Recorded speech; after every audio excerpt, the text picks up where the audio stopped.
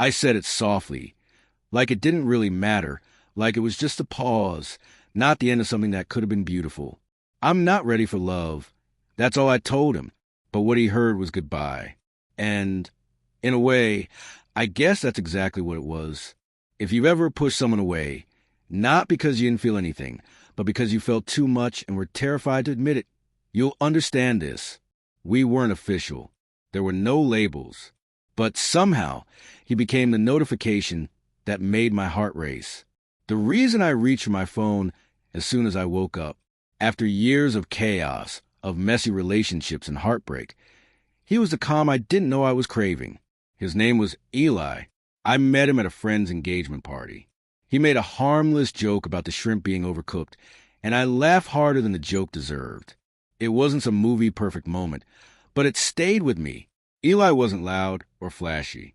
He wasn't the guy trying to win everyone's attention. He was just steady, the kind of man who paid attention in small, thoughtful ways. He remembered I liked too much sugar in my coffee, that I hated loud, crowded bars, that I preferred quiet to chaos. And that scared me more than I ever expected. I was used to being with people who loved like a storm, intense, overwhelming, and gone as quickly as they came. Eli was different. He didn't make promises he couldn't keep. He didn't make me question my worth. He simply showed up over and over, without needing to be asked. When I started to feel something real for him, I panicked. There were no games to figure out, no red flags to point at, no drama to distract me from the truth. Just him, just us, just something safe. And that felt like standing completely exposed. I didn't know how to handle it. I remember that night so clearly. We weren't fighting. There weren't any tears. We were lying on my couch, some old movie playing in the background. He took my hand, laced his fingers through mine, and said, "I really like being around you." It should have made me feel happy.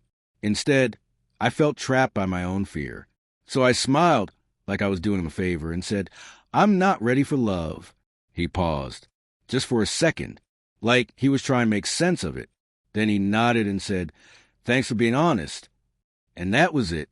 That was the last real thing he ever said to me. No begging, no guilt, no late-night texts asking what I really meant. He just quietly stepped out of my life. Gently, like someone who respected me enough to believe my words, even if they shattered him. For a while, I told myself he'd come back, that maybe he just needed time, that maybe one day he'd message me and I'd fix it all. But the days turned to weeks.